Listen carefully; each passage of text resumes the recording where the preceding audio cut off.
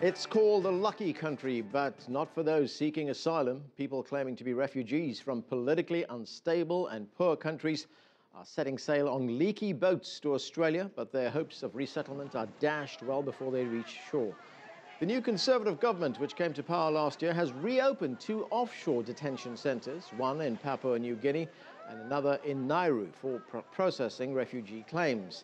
Under the government's policy, those found to be legitimate refugees are to be resettled in Papua New Guinea. Despite polling showing broad public support for offshore processing, the practice has been criticised by human rights groups. The United Nations assessment accused Australia of almost 150 violations of international law for indefinitely detaining refugees. One refugee attorney labelled the detention centres Australia's Guantanamo Bay. One asylum seeker, an Iranian, was killed in riots that took place in Papua New Guinea, leading to renewed calls for a change in policy. But the government refuses to waver from its stand. The policies that the government of which I am a member introduced have so far been successful in breaking down the people smugglers' businesses.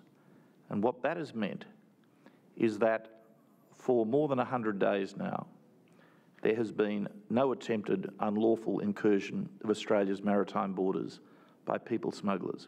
What that means in practical terms, in humanitarian terms, is that there have been no drownings. There was a time when a set of policies was in operation which seemed not to be very effective in dealing with the problem. More than 1,100 people drowned. More than 1,100 people, most of them women and children, drowned in the waters to the northwest of Australia. The ultimate success, or the ultimate test of the success of the new Australian government's policies is not merely a test of efficacy, it's also a humanitarian test. Have we solved a problem that has saved the lives of the thousands, more than 1,000 people who perished? To discuss this, I'm joined now from Los Angeles by Dr. Reza Hasmath, an academic who's written about Australia's refugee policies. Reza, thanks for joining us and welcome to the show.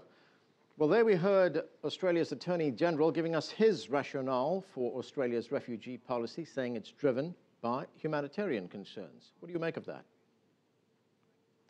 Well, when you actually look at the numbers, in 2009, for instance, there were about 2,700 boat arrivals to Australia. In 2013, there were about 20,000 boat arrivals. So what you're seeing is this massive increase in boat arrivals.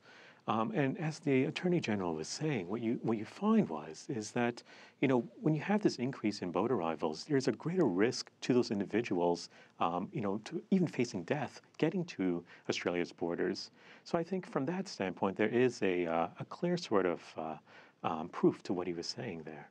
We talk of political refugees, people who are seeking to get to another country because they're persecuted because of their political beliefs or their religion or the color of their skin. But there are also economic refugees, aren't there? People who are trying to escape poverty. What is the situation in Australia? Now, look, Australia is one of the most advanced immigration policies in the world. What we're focusing on right here is the asylum-seeking sort of refugees. So for economic migrants, for instance, there are other routes that they can actually take to come into Australia legally. And so when we do focus on the asylum seekers who are coming through the boats, that's a very small proportion of individuals migrating to, or attempting to migrate to Australia. When we look at the resettlement of refugees offshore by the Australian government, they're being settled in places like Papua New Guinea, as I mentioned. Nauru is another place where they're being settled.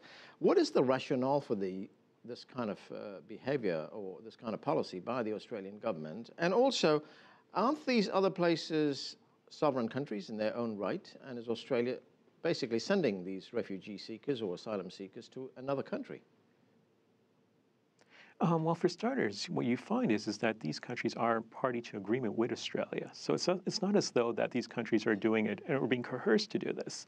From another standpoint, this is the detention centers is a way to actually figure out whether or not there's a legitimate asylum-seeking case, and if they do have legitimate grounds for asylum seeking, being removed from the environment you came from. So what we see, the top 3 countries are Afghanistan, Iran, Iraq. for boat arrivals. And if they do have a legitimate case for asylum seeking, being removed from that environment is a good outcome for all parties involved. Now, at least one of the attorneys representing these refugees have described one detention centre as Australia's own Guantanamo Bay. And we know, for instance, that there's been a lot of frustration among the asylum seekers as well as refugees. Many have tried to commit suicide. There were riots in one detention facility in February. An Iranian was killed there. Leading again to these accusations that this is Australia's Guantanamo Bay, where people are put and forgotten about. Is that a fair comparison? No, clearly it's not a fair comparison. I mean, it's very hyperbolic. It's great for marketing. It makes the headlines. And perhaps that's why we're talking about it, because individuals will make such silly sort of statements that is Guantanamo Bay. Look, the conditions may not be the absolute best, but it's clearly not akin to Guantanamo Bay. So I would actually dig a bit deeper into those kinds of conditions and have independent reports which actually suggest, to assess these types of conditions. So what would the Australian government prefer, that these people go to an Australian embassy or a consulate in their home countries and fill out forms and apply for immigration in the normal way? Yes, I mean, and in fact, what's really interesting is that, it's the smugglers who are profiting out of in this situation, and that's something that the Australian government is really attempting to curb, to have this increase in the rise of migrants coming in through the boats, but moreover, try and curb the smugglers taking advantage of individuals such as this. Dr. Reza Hasmath, thanks for joining us.